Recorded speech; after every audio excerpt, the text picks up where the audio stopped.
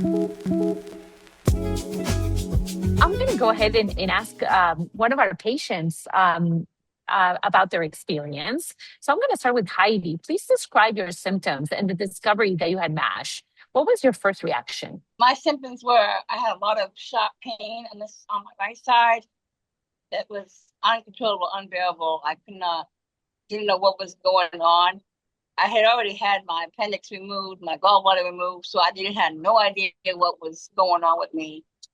Until I finally went to the ER, and that's when they discovered that I had fatty tissue. So then I got referred to a liver specialist. Thank you so much for sharing that story. Um, I do want to clarify here that I suspect that because you had those symptoms, you were screened and this was discovered. And very frequently, it is discovered because patient presents with symptoms that are unrelated to the MASH. Generally speaking, MASH is an asymptomatic condition. So I am suspecting that the pain that you were experiencing was not related to the MASH. Tell me a little bit more about your reaction when you heard that you had MASH. To find out I had MASH was a shocking surprise because I'm not a drinker. Got it. What were the issues of most concern on a daily basis, and how did this affect your quality of life? I got really nervous because when they said where my level was, I'm like, so what? I'm gonna have liver disease? Do I not have much time? What can I do to? But I got reassured that it is fixable, and that I just got to be able to be going to do what I need to do to get it reversed. Um, but it was shocking and it kind of scary. It scared me because I'm just like I really wasn't prepared for the outcome, and to find out how far along I'm already at, it was just like wow. Now what do I do? Is it fixable? Those are my questions. What can I do? What do we need to do? Right. And that's something that we hear all the time from the patients, this shock and sort of this desire to work on it, to fix it, because it is reversible. At earlier stages, we can do a lot about it, just like Dr. Isaacs was saying. But if it progresses and it goes unaddressed, then patients can develop cirrhosis, right? So that's something that we don't want to develop. Tell us a little bit about the initial management and treatment plan. How was this managed initially? Well, the management was going to be based on me getting surgery, but due to my insurance, I not able to get to surgery. So I got referred to take this drug. I'm not sure if it's supposed to help reduce the mass or just maintain it where it doesn't expand anymore.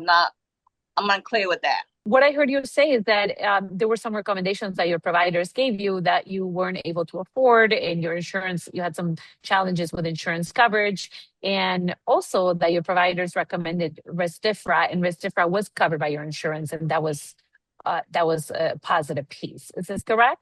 Correct. I see. Okay. And you also asked the question whether Restifra is supposed to improve the MASH or just prevent it from progressing. And really, the answer is that in clinical trials, Restifra has shown improvement of MASH. So Restifra has the potential to improve different parts of the MASH, like the inflammation of the liver and the scarring of the liver. And that's the scarring is the fibrosis that I was referring to before. So there is potential for improvement of the MASH, and that is obviously the goal.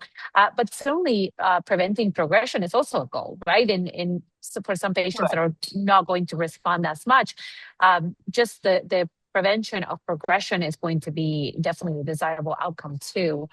Okay, and tell me a little bit about when you started the Restifra. How did the medication make you feel, and what did you decide to do with the medication? Did you decide to continue, to discontinue? I have my good days and my bad days. I have my days where I'm just nauseous. I'd be gassy, but there's other nights I'd be just fine with it. I don't have any issues with it. Got it. Heidi, thank you so much for sharing that with us. I understand that you, despite the side effects that you experienced, you decided to continue the medication. Tell me a little bit more about why did you make that decision? Why did you decide to continue? Because I don't want to end up with liver disease. Got it. Well, I want to thank Heidi for sharing your experience. Really appreciate hearing your perspective. Now, I'd actually like to introduce Diane. I'm really grateful, Diane, for you joining us today. And I'd love if you don't mind just introducing yourself. And then, if you don't mind sharing a little bit about your journey, let's start off with diabetes, kind of when you were diagnosed and what that process was like, any symptoms you had, and kind of how you were initially diagnosed. Hi, I'm Diane, and I've had diabetes for 21 years. Over the course of the years, I was seeing my primary care physician, and I was concerned about what my numbers were. And he kind of looked at me frustrated, and he said, "Well, we can make that number be whatever we want it to be." And when he said that, I immediately looked for an endocrinologist, which ended up being Dr. Hamadi.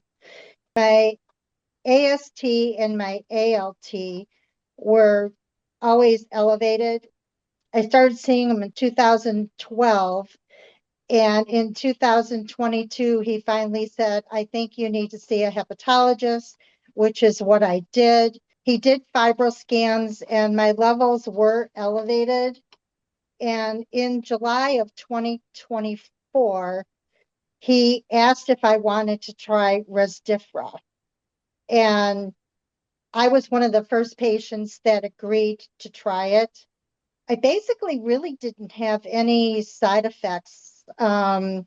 So I was very pleased. And the last time I saw him, which was in December of last year, he did a fibroscan, and he was like elated because the fibrosis had gone down from a level 3 to a level 1. That's amazing. Thank you for sharing that. That's been amazing that you've, had those kind of outcomes on resmetirom or Resdifra. I kind of just want to go back. So you mentioned you're one of the first patients that agreed to do this. So I'm just curious, like, what was going through your head? How did you decide, like, all right, I'm gonna go ahead and I'm gonna try this, even though I'm one of the first? The gastroenterologist and liver specialist, he said that there was a new medication. He told me about all the side effects and whatever. And because the fibrosis and the fat in my liver were so elevated, I figured, well, I didn't have anything to lose, with the hopes of getting some positive results. That's amazing. And how long have you been on the medication now? I've been on the medication since July of 2024. Okay, so yeah, it sounds like about a year and a half. So, and I'm curious how your team has collaborated because I know you mentioned seeing Dr. Hamadi, your endocrinologist. I've been involved in your care, and then you also have the team treating the liver. So, what has that communication been like? What's your experience been with that? Dr. Hamadi is very thrilled that the Resdifra seems to be really helping, and he's, very happy with the results.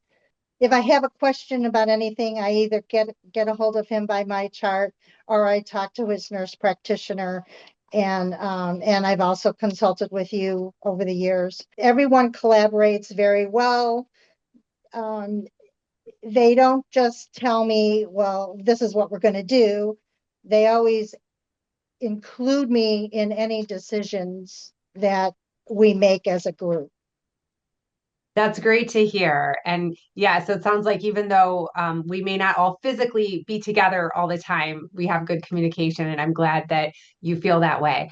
So I think my last question for you is just what you would say to someone who maybe has this new diagnosis, right? And that can feel kind of heavy, kind of maybe even a little scary, who may be on the fence about starting a new therapy to treat their condition. What, I guess, kind of advice might you have for them?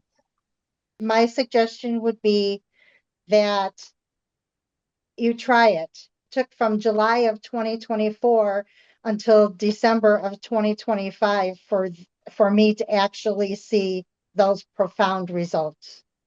It's worth trying. Thank you for sharing that. And I think that's good for people to hear that it's not an instant. It takes a while to get that follow-up imaging and to really see those results. But based on the clinical trials and now based on experiences like yours, those results, they are there. Well, Heidi, I just want to turn it back over to you and just I'm curious, and again, thank you so much for sharing your experience, how your specialist doctors have collaborated to really optimize your treatment and how this collaboration is working for you. Right now it's just so pretty much just a waiting game to see how, because I haven't been on it that as long as Diane. I've just recently started, so I'm still new to the medicine. So right now I just go see them every 3 months. Well, it sounds like you have a really good follow-up plan with the every 3 Yeah. months and an interdisciplinary team. Yeah, I do see them every 3 months.